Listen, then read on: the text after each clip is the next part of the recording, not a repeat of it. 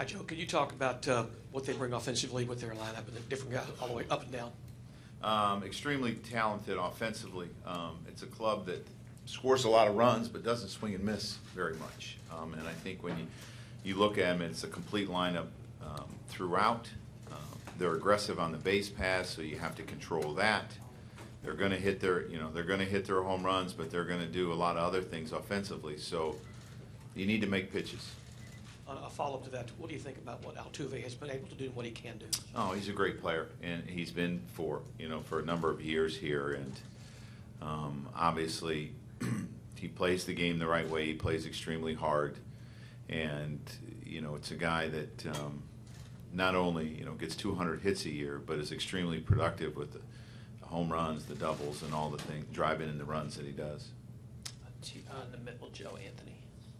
Joe, what went into your decision with the first four pitches of the series? Yeah, we just talked about who's thrown well,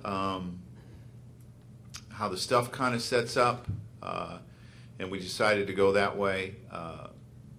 Obviously, you can look at splits for this club. Doesn't really matter. They hit right-handers basically the same as they hit left-handers, even though they have a number of right-handed hitters in their lineup. So we decided that we would go this way just on what's been going on, the last month and in the playoffs so far, and go from there. Other questions? Dan, to your right, Joe. By the time Gray pitches, it'll be almost 2 weeks since he's been on the mound. Any concern with just that long a layup for him? He's going to throw a simulated game today, so we want to make sure that it's not 2 weeks, that he faces live hitters today, and he'll probably go about 3 innings today. I think Mike had a question in the back center, and then we'll get it to Eamon. Joe, when you look at the regular season numbers for your starters against the Astros, it's been pretty bad. Yeah. How important is how important will your bullpen be in a series like this against a lineup like that? I think it's really important, but that's kind of been our formula for a good portion of the year anyway. Our bullpen's been extremely important to us, and our starters really, have done a lot better than people give them credit when you look at their numbers and how well they've thrown. But again, this is a very dangerous lineup, and we didn't have a lot of success against Cleveland. During the regular season, but we pitched better during the playoffs, and you hope that holds true here. Eamon in the back. With Tanaka specifically, what's the difference in the last couple of starts when he's been on his A game, when you know early what he's doing well as opposed to maybe? Yeah, I look at his velocity, the difference between his fastball and his split, and the sharpness of the split and slider. Those are the two things that I look at when he's on his A game. To your left, Joe. Richard. Joe, would you speak of Judge, and is it what they're doing to him or something he's doing to the numbers in the ALDS? Yeah, I mean, we just faced a really good, team when it comes to their pitching staff, obviously, and they're very good. And I thought they just made a ton of great pitches on him. And I think there were some borderline calls that didn't go his way that could have been walks, and maybe it looks a little bit different. But they made a lot of good pitches, and I think he ended up with 1 hit in the series, but it was a pretty important hit. So at any point, his hits can become really important, and I don't worry about it. I didn't think that, when he struggled early on, he remained patient, and I thought he was very patient in that series. I didn't think that he, was swinging recklessly or chasing a lot of pitches. They just made a lot of good pitches on him. To your right, Joe. Brian. Joe, Matt Holliday didn't get an at-bat in the first round. Do you see a way you can use him in this series? Stay tuned. I think John had a question.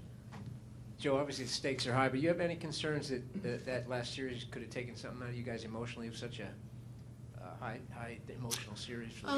No, I think we're on an emotional high. There's some fatigue today, obviously. I'm sure you're fatigued flying here, and by the time I went to bed, it was 5:15. But our guys are rallying, and that kind of stuff we're used to.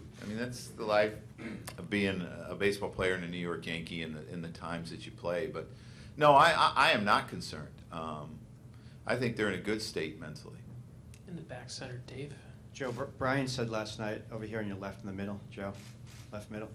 Brian said last night that it was important to seize this opportunity, and being with the Yankees when you first started with them too, it was all about always making the playoffs and always having a chance at the World Series. But this next generation, and with you as manager, it seems to appreciate it more now because it hasn't been happening as frequently. Do you think there is more of an appreciation for it now, or more of an urgency that this stuff doesn't happen all the time? Oh, I think so. I was telling someone in 1989 I came up with the Cubs and we made the playoffs, and I thought it was going to happen every year. And I was a rookie, and I said, well, this is going to go on forever, This is great. And you realize how difficult, the next year when you don't make it, it is to get back to the playoffs. And we've went through some transition here where we've had an older club, and we made some trades to improve the club, the talent level in the minor leagues, and these kids have started to come up and make an impact. And I do think the guys appreciate it a lot more because, A, there's young guys doing it for the first time.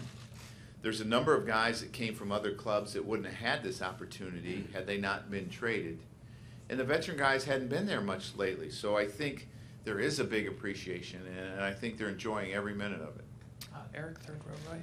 Joe, probably the pitchers that have been toughest on you guys the last 3 years or so are Kluber and Dallas Keuchel. Do you think the success you guys had against Kluber gives you guys confidence? Gosh, I sure hope so. And a lot of these guys, some of the guys in the lineup weren't really around for Keuchel. But again, I think there's a lot of confidence in that room. I think our guys grind out at bats. I mean, we saw some unbelievable at bats last night from our guys. Didi with a number of two-strike hits, Girardi's 2 at bats against Miller and their closer, and getting us the extra runs. Cody Allen has been great all year for them, a number of years for them. And I just think that's what this group is. They're going to grind out at bats, and we need to do that against Keuchel. I'm sorry. Go ahead. Yeah. When Keuchel's been on against you guys, what's He just locates extremely well with late movement to both sides of the plate, and you hope that he makes some mistakes and our guys take advantage of it. Pete, then Meredith, then George. Joe, sort of similar to Dave's question, when you were on that '96 team, didn't have a lot of October pressure on it going in as it did in later years, but is that vibe sort of similar right now from what's going on here? I think so. I think there were, there was a number of veterans there, but and they were there in '95, but there were some young guys that came up that had a huge impact. Derek, Mo, and Andy Pettit, and it was the first time they were they were there in '95, but they weren't impact players, and I think their excitement kind of got everyone going. We made some trades and acquired some players late, and they got everyone going, and I think that's kind of the same feeling here. Meredith, right here. Joe, do you foresee your roster changing for the ALCS? We'll have it out tomorrow, but if there are any changes, it will be very little. And with the DH spot, do you continue to go by matchup, or will you? Yeah, I mean, we're going to look at it on a daily basis. What we think is the best thing to do, and you go from there. George, to your right, Joe. Joe, Chad Green did pitch in 3 games. Is he healthy? Oh, yes. Oh, yeah. Just not the chance to. I didn't use him, and I think he has a chance to be really important in this series.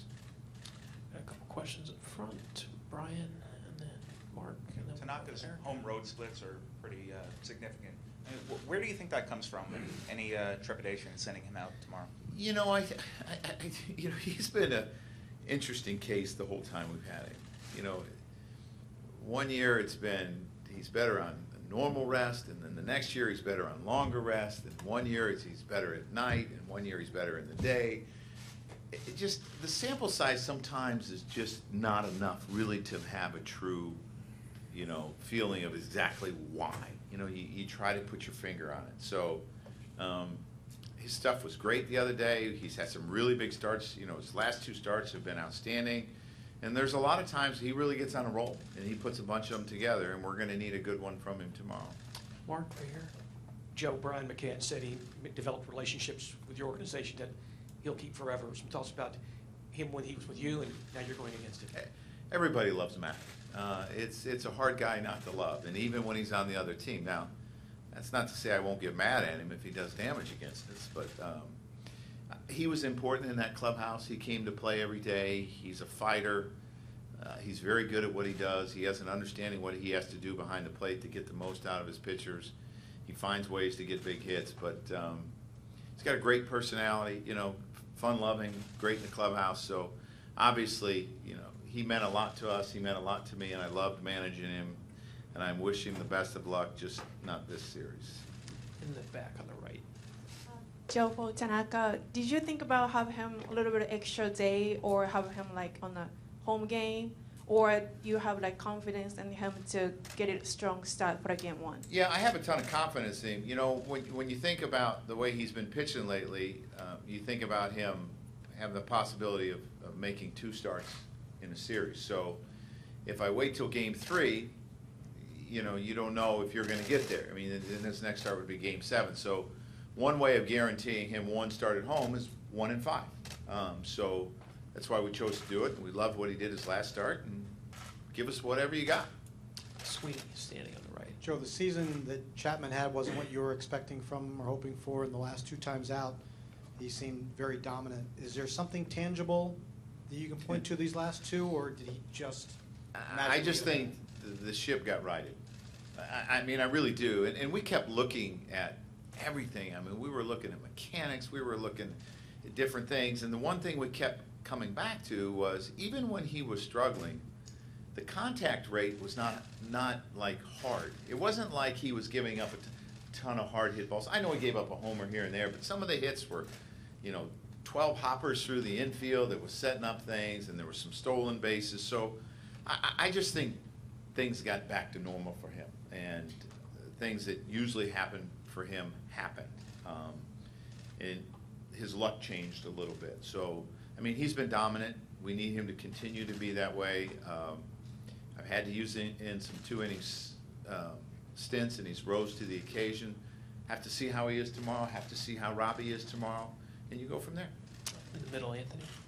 Joe, you said that the first player to speak up in that meeting before Game 3 was Todd Frazier. He wasn't here most of the season, so what about him has allowed him to sort of become one of the leaders?